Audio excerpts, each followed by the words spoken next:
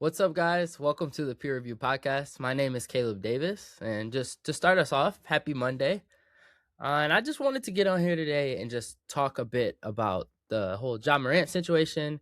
I know a lot of us have seen in the news that the Memphis Grizzlies are open to moving him, and I've seen a lot of interesting ideas and like mock trades thrown out. So I just wanted to give my thoughts on them and kind of where would like to see him land, but also where I think the best fit for him would be. So, just for a little bit of context, a report came out from Shams a few days ago that Memphis was finally open to moving him. And in my opinion, for them, this to even come out basically guarantees that he's getting moved. Like, you don't come out and say that you're going to move your starting point guard, your star point guard, and that you're open to it and thinking you're going to just be able to walk that back if you don't move him. Unless they just start winning and winning and winning, which I don't foresee happening. If I had to take a guess, I, I really feel like I don't think a lot of moves are going to get made at this deadline. And I'd love to be wrong, but I feel like too many teams are kind of holding out. And like we've seen one trade, and what the trade deadline is, it ends February 5th. And like, yeah, we have time, but if I had to guess, I'd say he's probably traded in the offseason, but I would love for it to happen, in season. And as I mentioned before, like I have a couple of trades here that have been talked about and that I would love to see happen. Just for more context on this situation, I think the writing's been on the wall for years, but especially in this season, Morant has been pretty bad this season, according to his standards, and just in general. Like he's averaging 19.2 points, 7.6 assists, but with those 7.6 assists, he's also averaging 3.6 turnovers. So damn near a 2-to-1 assist to turnover ratio, which is just not what you want to see. And then he's also shooting 40.2% from the field and 21.6% from three. He's shooting like worse around the rim. He's shooting bad from mid range. Like he's just not producing overall this season. And I think his numbers have been trending down for the Grizzlies for a while now. Like even since last season, since the Grizzlies started cutting his minutes to try and prevent injuries. Excuse me.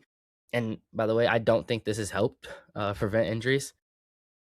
Just a look at like I want to talk about his injury history a bit too, because I think this plays a part in like teams trading for him and what his value is. Because I think he like a move for him is going to be similar to that Trae Young package. I think honestly worse because like Trae Young was having a down year, but like it's nothing compared to Ja right now. On average, like I went and just did the math. He's averaged about 46 games played a season, and like if you count like over the entirety of his career, and obviously this season's a little iffy because we just started and not a lot of games have been played. But even if you take away this season, like it's still the numbers aren't very good. Like he's been injured a lot, and that's something obviously a risk and a concern that comes with him. Moving forward though, onto like that usage rate point that I was talking about. He's averaging a career low 25.9% usage rate this season. And just for like context, like his best seasons with the Grizzlies, like when they made the second round or when they were, when they had those battles with the Warriors, he was at about low to mid 30%. So that's a pretty substantial drop off. And you see it in like his point averages. Like I think that's a tall tale sign. And then like obviously his minute, like all this goes hand in hand. And I think they've slowly been kind of not phasing him out of the offense, but reducing his role.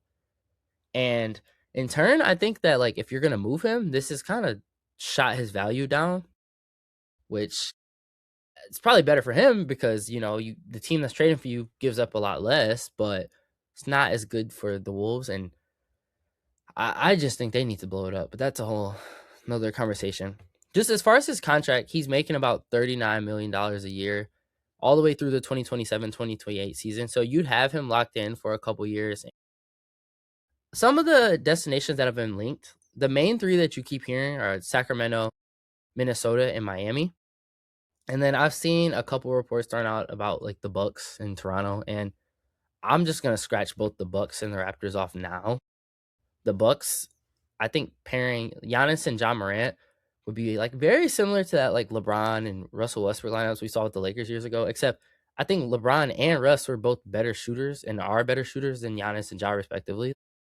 I think that pairing is like honestly, I think it's worse spacing wise, just because one, I don't think either of them are the level of maybe John and Russ are comparable, but I don't think either of them are the same level of like playmakers, LeBron and Russ. So like them playing off of each other, I don't think as well. And like Ja is like a very, very, very bad 3-point shooter. And just Giannis, like, is a guy that you pair with spacing. Like that's like a no brainer. And like I hate that fit. I hate that fit. I think it's stupid. I think the Bucks will have to give out shooting, and like you'd probably have to include like Ryan Rollins in that deal, which just doesn't make sense. And I get they're trying to appease Giannis, but we're throwing them out of here. And then for the Raptors, similarly, I don't think having a lineup like, I'm guessing you probably move quickly because they've been shopping him. But let's say you throw out Ja, RJ Barrett, Scotty Barnes, Brandon Ingram, and whoever else you want to pair with those guys as like the fifth starter. I don't think that is a good enough like 3-point shooting team in the modern NBA. Like the Raptors are 23rd, they're the 23rd best ranked 3-point shooting team this season, which is below average at best. And you're adding a abysmal 3-point shooter. And do I think Ja? I just want to backtrack a bit. Do I think his percentage, like, do I think Ja is as bad as his percentages have been? No. I think Ja can still return to All Star form. I think Ja can still average 25. I think he can get his efficiency back up. His 3-point shot is where I'm not sure that like I don't think he's like 21% is terrible. I don't think like I think he could improve that. And I think situation matters. I don't think he's like looks like he's always like he doesn't look like he wants to be there. Like so, there'll be times where he's like challenge a call and you'll see coach just wave him off. Like it's little things like that. Like you watch his body language. And I mean, rightfully so. I feel like the whole situation with him getting suspended a couple times is kind of it's messed with that relationship because I feel like he has to like walk on eggshells now with the league and with like Memphis. Like I remember when he got in trouble for that like grenade celebration. Like that was sweet as hell. And I understand like it's a touchy subject with him, but like you gotta let him have some like I don't know, you can't take everything away from him. Like and I think that's kind of the boat. Like I think it's just time for a change of scenery for him. So I just want to start with the three teams that I mentioned, or that I didn't cross off the list, which were Sacramento, Minnesota, and Miami. Now for Sacramento, I think whatever trade they do like definitely has to include like DeRozan, and they've been shopping Malik Monk. So I'm guessing if you're getting off those two, DeRozan's an expiring, I believe. So that's kind of viewed as a positive asset. Malik Monk is on a 2-year deal. Well, he has a player option, so and I think he's gonna pick that up. So I think if you're giving off like that money, you might have to attach a pick. And I think Sacramento is a team that will like they'd probably give their unprotected first. And if that is offered for him, I'd go and take it. If you can get Sacks unprotected, like get a first from them, I would go get that. Sacramento, like some of their, I guess, reasoning behind maybe trading for him, they need a point guard after trading away their 2-star point guards. Like they had Hallie, who just led his team as like the lead guard to the NBA Finals and 1 game away from winning the title. And they also had De'Aaron Fox, who is on the second best team in the West right now. So yeah, they're in need of a point guard, and that's their own doing. But I digress. I think it's right in their like ownership and their management. Like I think it's right in their ballpark to make a move like this. Like look at the team that they have in front of them right now. Like they don't really understand how to construct. I won't go that far, but like they haven't been good at roster construction, and like I think this is a move that they like. It's right up their ballpark. If I was them, I would not make this move. I would worry about getting a good pick this year, getting a good prospect that fits your team, and I would also be trying to sell a lot of the guys that you have on contract. Like I know it's hard because he's on that huge contract, but like I'd be trying to shop Zach LaVine. I'd be trying to shop Russ. I'd be trying to shop DeRozan. Like be as bad as possible. Play your young guys. You've like Keon Ellis has been rotting there because they won't like play him. Like I would be developing guys, but I don't think that's gonna happen as of right now. They've been starting to play their young guys a little more, but this isn't really about the Kings. This is the package I think they'd put front, and I think if they offered it, it'd be accepted. But I don't think like if I had to put a percentage on it, like I think there's like maybe a 10% chance he goes there. Now moving on to the next two, which I like a lot more, like as far as like fit and like sometimes you can just like see like is that a team that guy would fit on? Like, is that a John Morant team or is that an Anthony Edwards team? Like, you look around the league. So for Minnesota, they have two routes that they could take if they were to make a trade for him. The first would be trading all your depth essentially for him, or you had to like if or the second option is like including Julius Randle. And that would kind of have to be a 3-team deal, I'm guessing, because I don't think Memphis would want him back just because he plays the same position as the guy that they'd likely be trying to, rebuild around if they're not shopping him as well. So I just want to first start by saying I think Ant and Ja as a backcourt, off the top of my head, would probably be like the most explosive and athletic of all time, off the top of my head. And I think Ant has become a good enough 3-point shooter to negate a lot of the spacing issues that, you'd be concerned about with bringing in a Ja Morant. And I also think it doesn't really hurt their identity. Like, right now they're playing like, I guess Dante's been their point guard essentially. Well, he has been this season, but like in the past, they've played like a Mike Conley, he's an undersized guard. Like, they've been playing, trying to give like Bones minutes, an undersized guard. They've been trying to give, I'm blanking on his name right now, Rob Dillingham, like an undersized guard. So I think Ja fits right into that mold, and they have enough defenders around him. I don't think that'd be a big issue. And I don't know. I like the pair. I think it'd be really fun to watch. Um, I think like Anthony Edwards is a superstar, and you give him a point guard. Like, I think they'd find a way to make it work. I don't think it's too complicated. Like, I think it'd take time, but I think they'd figure it out. Um, and then the second option that they could take, the second route, is that trading away all your depth route, which would I feel like that's a little more realistic and would entice the Grizzlies a bit more. So this would be some type of package including like Naz Reid, Mike Conley, and Dante DiVincenzo, just to kind of make the salaries work. I don't really think you would need to include any picks, because I think the Grizzlies could kind of talk themselves into, like, I could probably flip Dante for some assets at the, like, if they were to make this move at the deadline. I could probably flip Naz Reid. And if not, like, bringing in a guy like Mike Conley, that's an expiring, so you get money off your book. So it's just, there's a bunch of incentives there, and I personally really would love to see this destination. Like, I'd want to see Ant get more help. I just think it'd be really fun to watch. Now, moving on to my next destination, which I'm a little biased here, I will say, but I think the Miami Heat, I think that is the best spot in terms of, like, if you're looking at the entire league and like league balance and where stars are going. And I think that, like, I'm a fan, but like also they're a market and somewhere where I think he could genuinely thrive. So just for starters, the pitch that they be giving out is them giving an expiring in that Terry Rozier contract that they're trying to. I still don't even know if they can actually trade it because of what's been going on. I think you'd probably have to give up a guy like Jovic, a young player that could kind of entice them. And maybe I'm like overestimating his value because as a fan, but and then a second, because like I mentioned earlier, I think Trae Young and Ja would receive similar packages, and I think this is right up there with that Hawks trade that they made. I think obviously Terry isn't as good as CJ McCollum, like not in the same ballpark, but still you're getting a big expiring and a serviceable role player, and this would also include a pick, so a second, and then you'd be getting Ja Morant and some filler.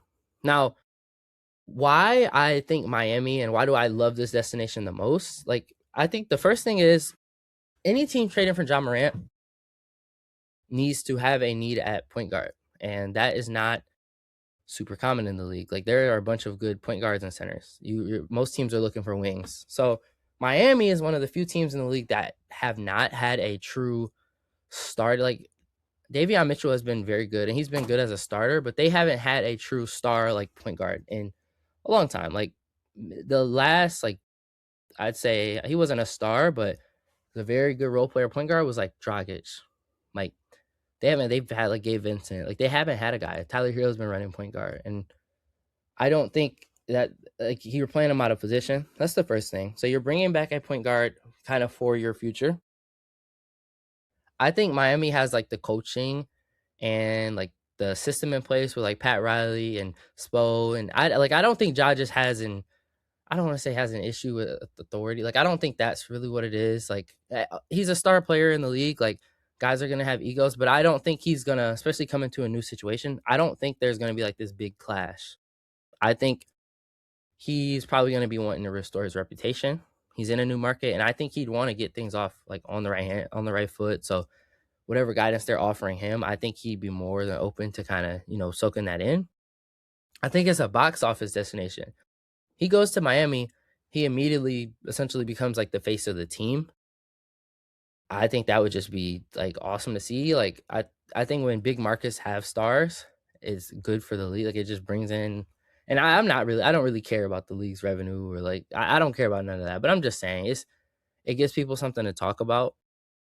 And I also think him plus like Bam and Khalil Ware, I think they'd all complement each other. Whereas like, excuse me, complement each other well as like pick and roll partners.